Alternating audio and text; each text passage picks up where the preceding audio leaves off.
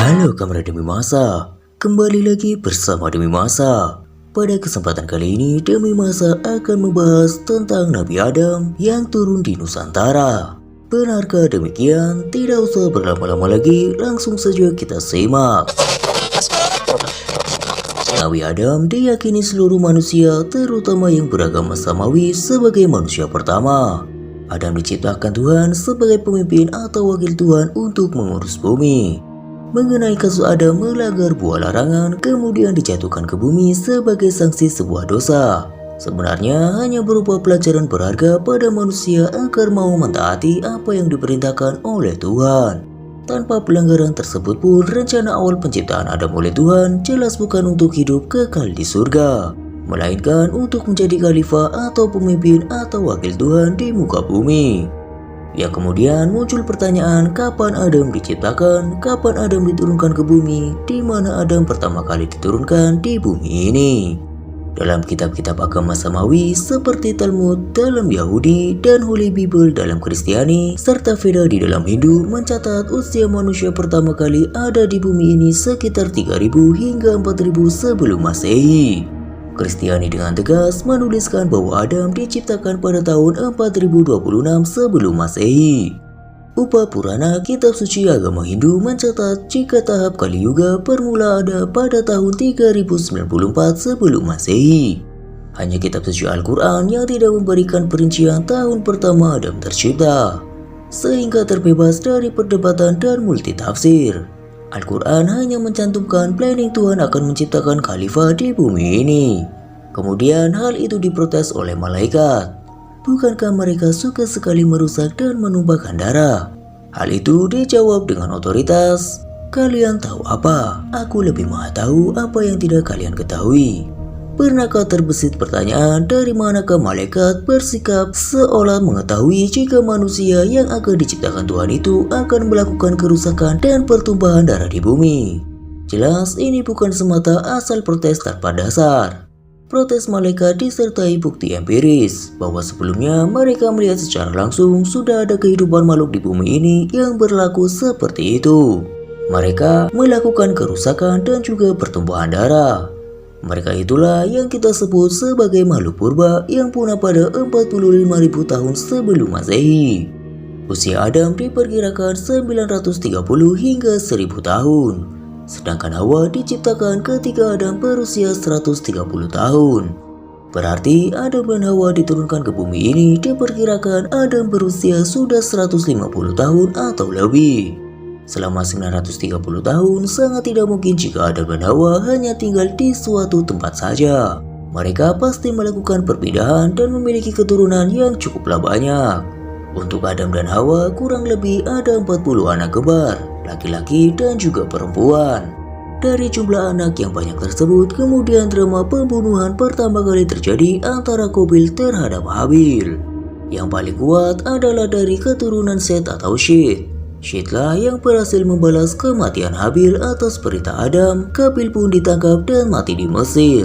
Ketika akan dikuburkan, iblis menyuruh pengikut Qabil untuk membuat ramuan pengawet dan memasukkan Qabil ke dalam peti.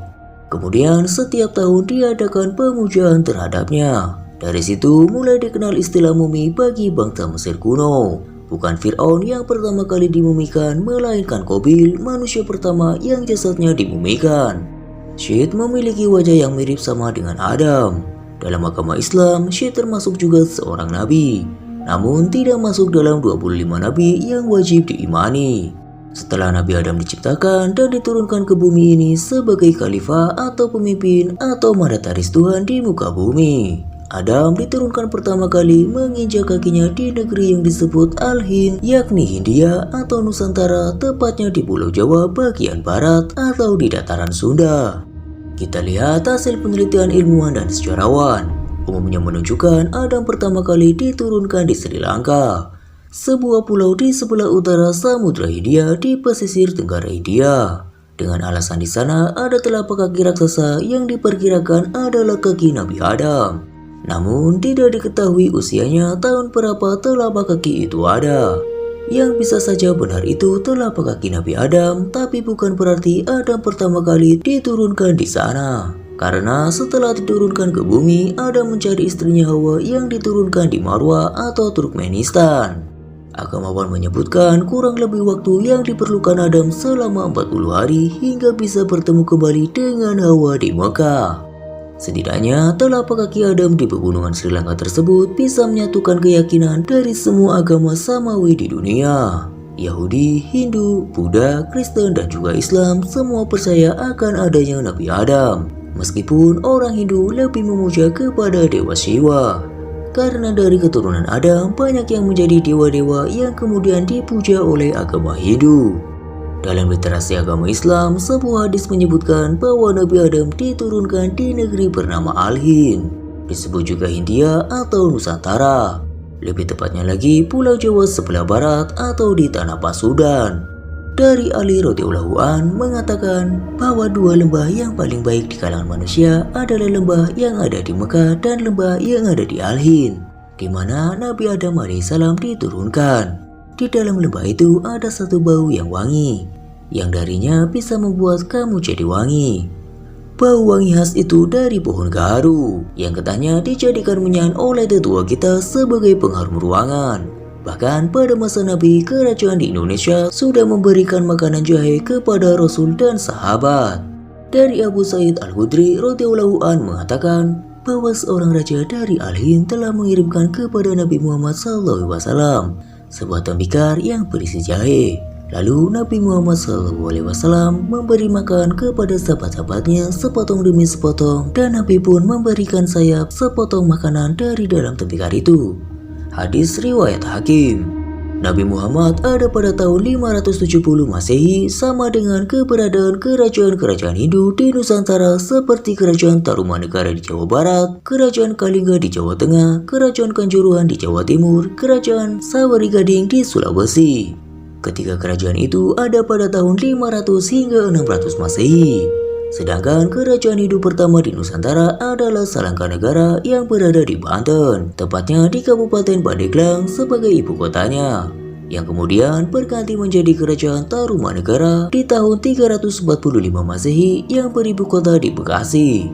Sebelum ada kerajaan pertama itu di Nusantara, jauh sebelum Masehi sudah berkembang banyak masyarakat asli Sunda Banten, keturunan dari Nabi Adam yang mengajarkan nama-nama benda dengan metode suku kata. Penguasaan ilmu bahasa itu masih berupa kalam atau ucapan atau hafalan, belum mengenal tulisan, dan sudah membuat peradaban kuno di Sunda sezaman dengan Mesir kuno sebelum Masehi yang letaknya di Gunung Padang Cianjur.